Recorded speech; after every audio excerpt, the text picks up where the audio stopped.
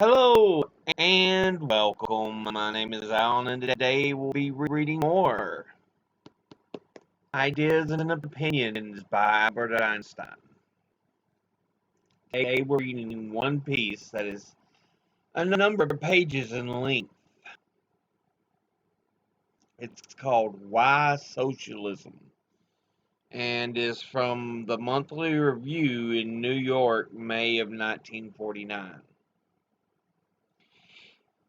Is it advisable that one who is not yet expert on economic and social issues to to express views on the subject of socialism?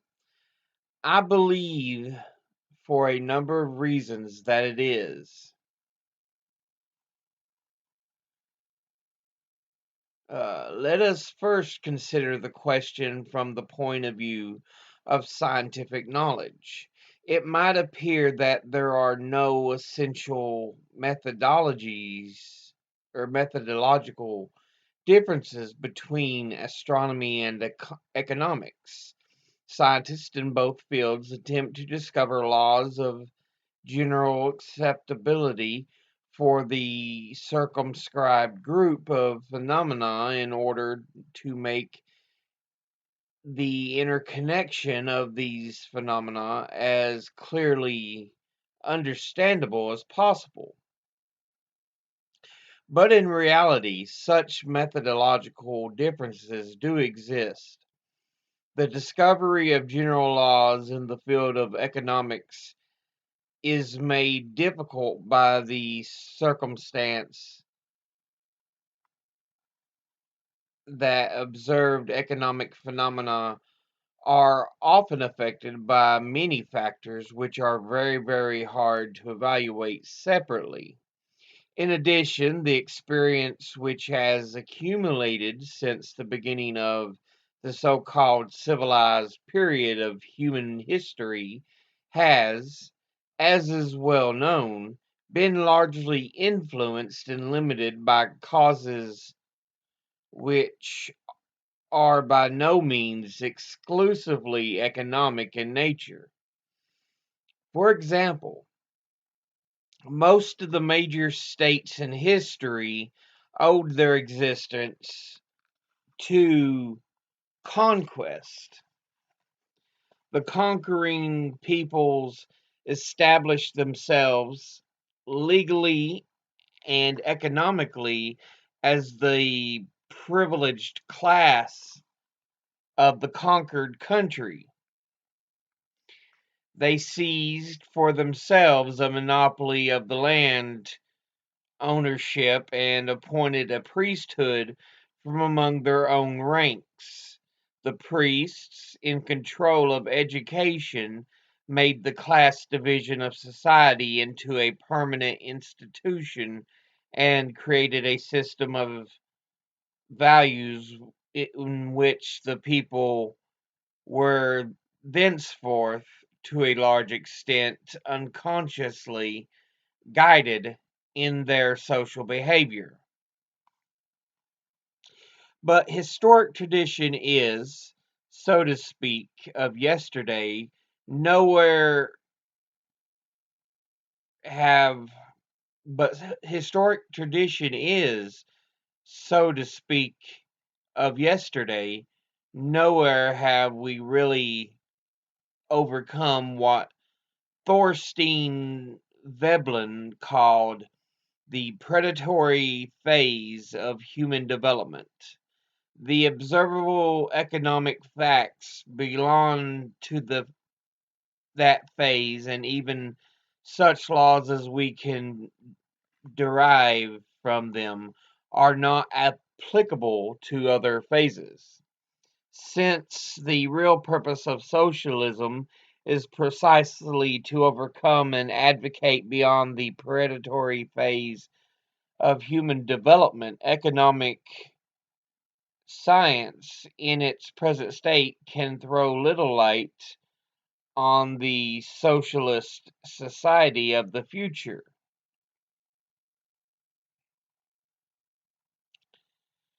Um, Second, socialism is directed toward a social ethical end. Science, however, cannot create ends and even less instill them in human beings.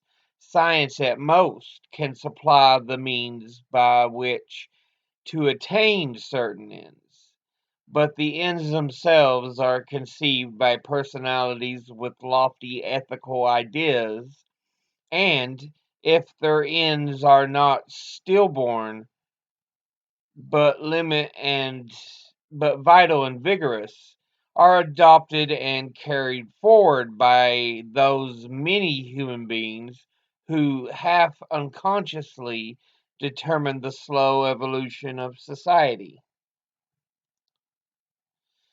For these reasons, we should be on our guard not to overestimate science and scientific methods when it is a question of human problems, and we should not assume that experts are not the only ones who have a right to express themselves on questioning on questions affecting the organization of society. Innumerable voices have been asserting for some time now that human society is passing through a crisis that is its stability has been gravely shattered. It is a characteristic of such a situation that individuals feel indifferent for even hostile toward the group, small or large, to which they belong. In order to illustrate my meaning, let me record here a personal experience I recently discussed with an intelligent and well disposed man, the threat of another war, which, in my opinion, would seriously endanger the existence of mankind. And I remarked that only a supranational organization would offer protection from that danger. Thereupon, my visitor very calmly and coolly said to me, "Why are you so deeply opposed to the disappearance of the human race? I am sure that as little as a century ago, no one would have so lightly made a statement of this kind. It is the statement of a man who has striven in vain to attain an equilibrium within himself and has more or less lost hope of succeeding. It is the expression of a painful solitude and isolation from which so many people are suffering in these days. What is the cause? Is there a way out?" It is easy to raise such questions, but difficult to answer them with any degree of assurance. I must try, however, as best I can, although I am very conscious of the fact that our feelings and strivings are often contradictory and obscure, and that they cannot be expressed in easy and simple formulas. Man is, at one and the same time, a solitary being and a social being. As a solitary being, he attempts to protect his own existence and that of those who are closest to him, to satisfy his personal desires and to develop his innate abilities.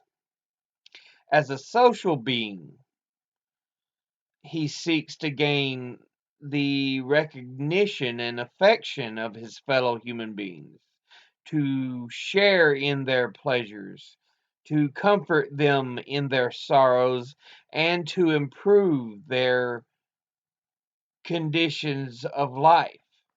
Only the existence of these varied, frequently conflicting strivings accounts for the special character of a man, and their specific combination determines the extent to which an individual can achieve an inner equilibrium and can contribute to the well being of society.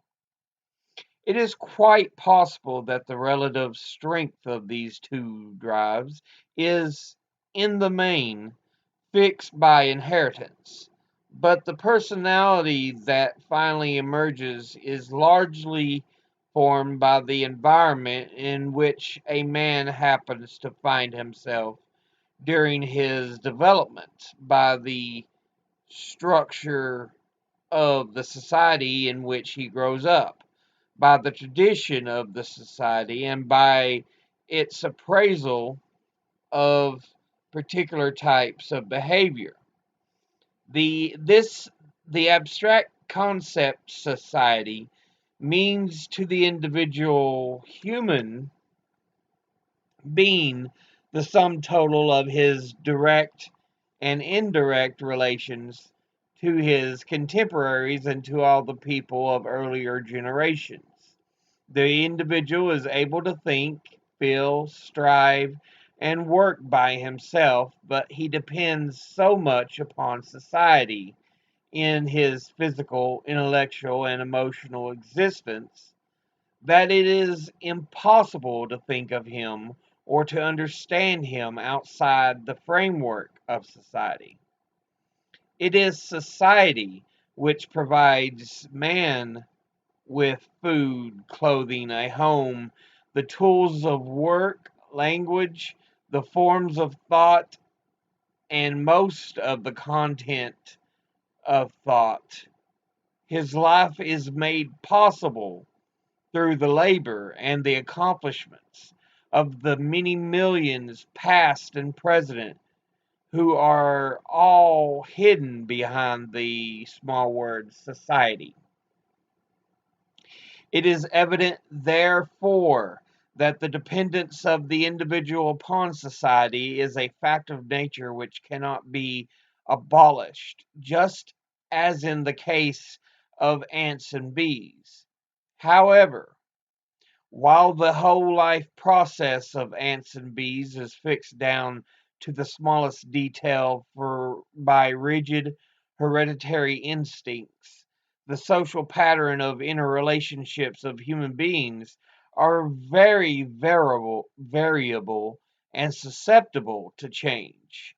Memory, the capacity to make new combinations, the gift of oral communication have made possible developments among human beings which are not dictated by biological necessities. Such developments manifest themselves to traditions, institutions, and organizations in literature, in scientific and engineering accomplishments, in works of art. This explains how it happens that, in a certain sense, man can influence his life through his own conduct, and that in this process, conscious thinking and wanting can play a part. Man acquires at birth through heredity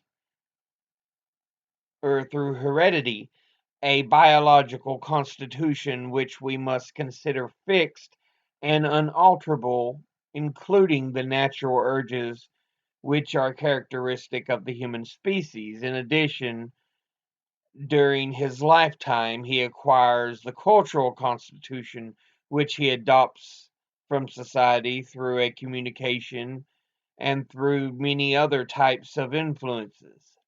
It is this cultural constitution which, with the passage of time, is subject to change and which determines to a very large extent the relationship between the individual and society.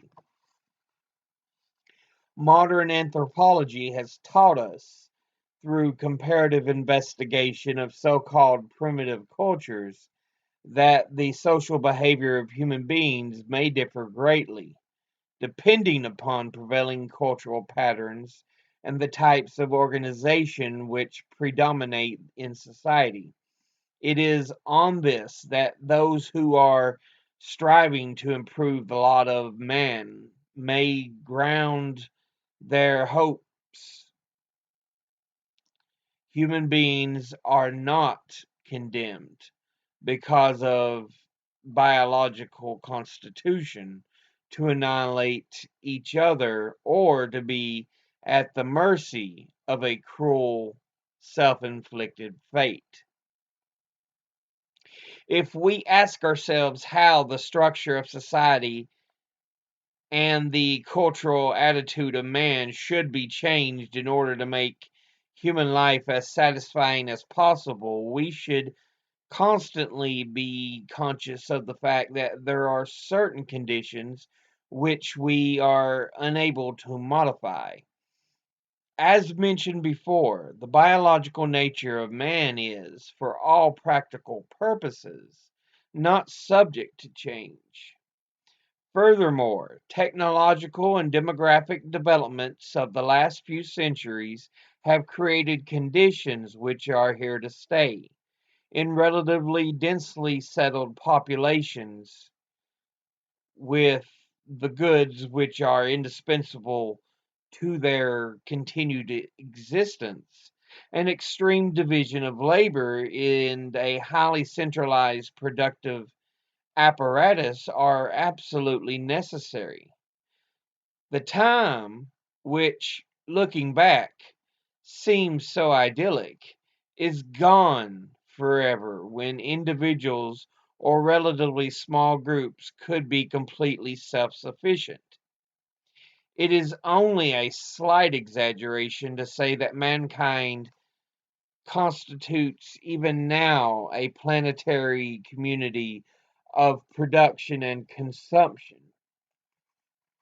I have now reached the point where I may indicate briefly that to me constitutes the essence of the crisis of our time.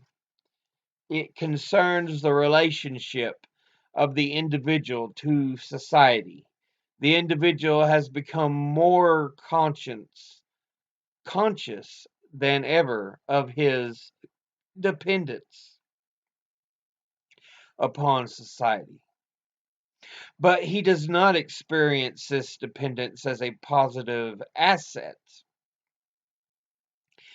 as an organic tie, as a protective force, but rather as a threat to his natural rights, or even to his economic existence. Moreover, his position in society is such that the egotistical drives of his makeup are constantly being accentuated, while his social drives, which are by nature weaker, progressively deteriorate. All human beings, whatever their position in society, are suffering from this process of deterioration. Unknowingly prisoners of their own egotism, they feel insecure, lonely, and deprived of the naive, simple, and unsophisticated enjoyment of life. Man can find meaning in life, short and perilous as it is, only through devoting himself to society. The economic anarchy of capitalist society as it exists today is, in my opinion, the real source of the evil. We see before us a huge community of producers, the members of which are unceasingly striving to deprive each other of the fruits of their collective labor, not by force, but by the whole in faithful compliance with legally established rules. In this respect, it is important to realize that the means of production, that is to say, the entire productive capacity that is needed for producing consumer goods as well as additional capital goods, may legally be, and for the most part are, the private property of individuals. For the sake of simplicity in the discussion that follows, I shall call workers all those who do not share in the ownership of the means of production, although this does not quite correspond to the customary use of the term. The owner of the means of production is in the position to purchase the labor power of the worker. By using the means of productivity, the worker produces new goods, which become the property of the capitalist. The essential point about this process is that is the relation between what the worker produces and what he is paid, both measured in terms of real value. Insofar as labor contract is free, what the worker receives is determined not by the real value of the goods he produces, but by his minimum needs and by the capitalist's requirements for labor power in relation to the number of workers competing for jobs. It is important to understand that even in theory, the payment of the worker is not determined by the value of his product. Private capital tends to become concentrated in the few hands, partly because of competition among the capitalists, and partly because technological development and the increasing division of labor encourage the formation of larger units of production at the expense of the smaller ones. The result of these developments is an oligarchy of private capital, the enormous power of which cannot be effectively checked even by democratically organized political society. This is true since the members of legislative bodies are selected by political parties, largely financed or otherwise influenced by private capitalists who, for all practical purposes, separate the electorate from the legislature.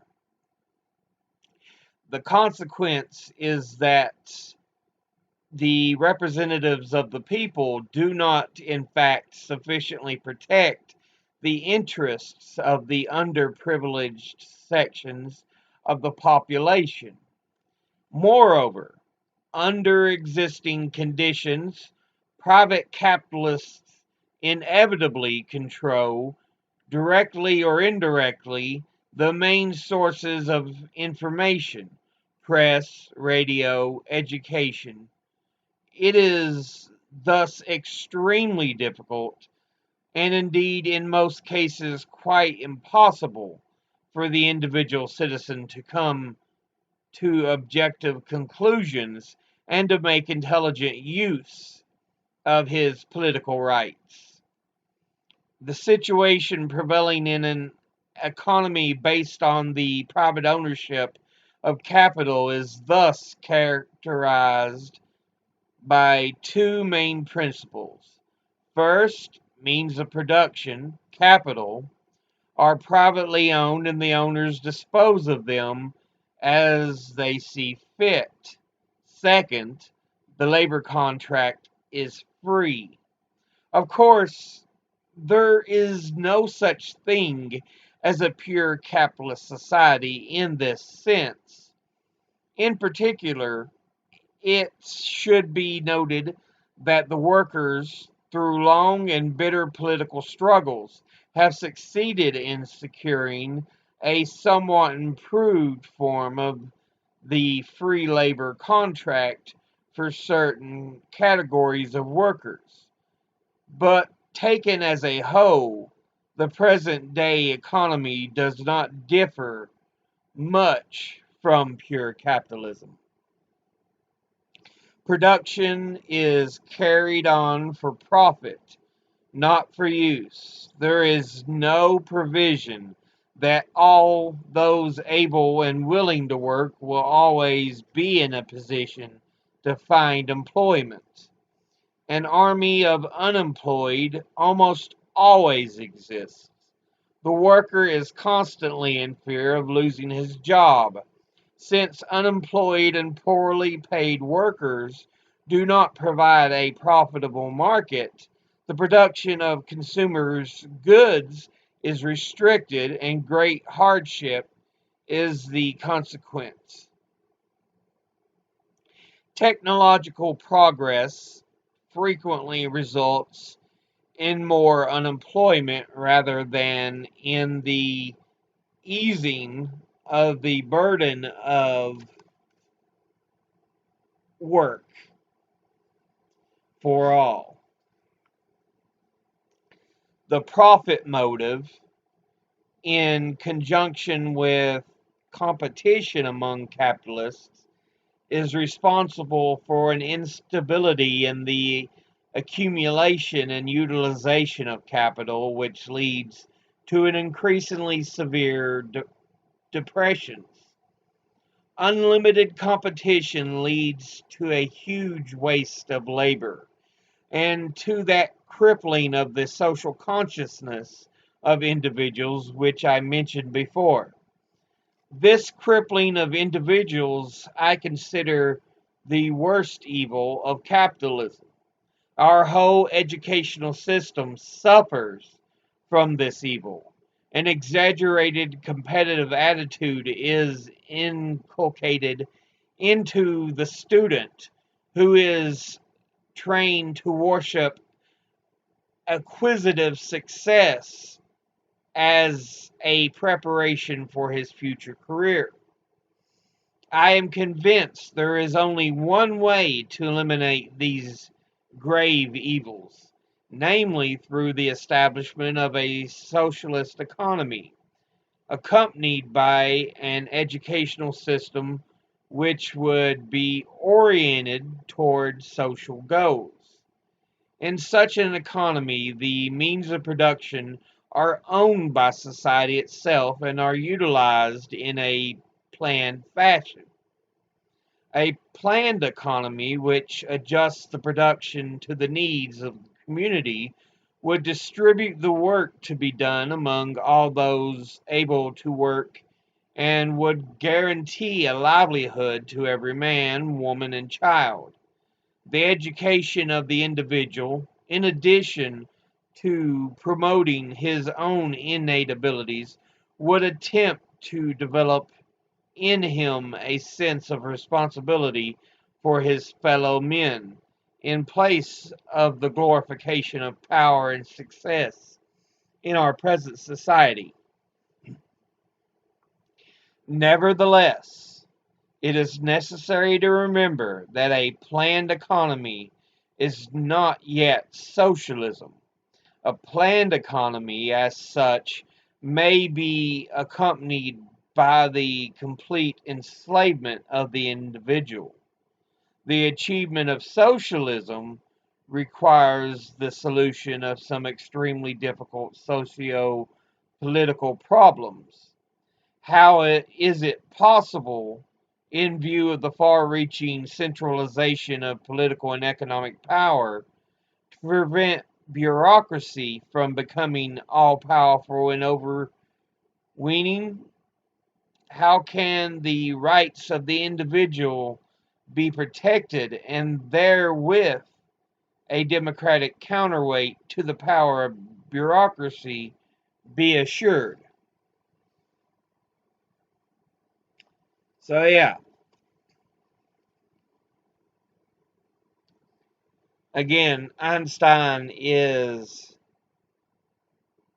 promoting the idea that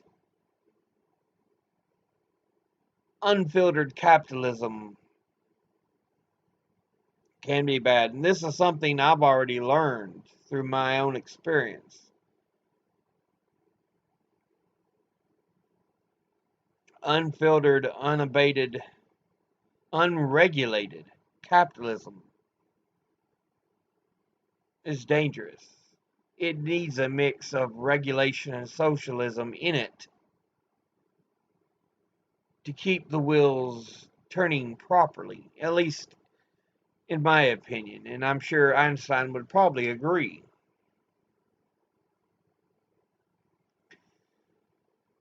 But yeah, that's going to be it for this episode.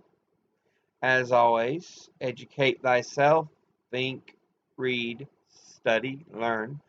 Someone tries to tell you something you have trouble believing, ask them to cite their sources. I'll see you all in the next episode. Until then, later.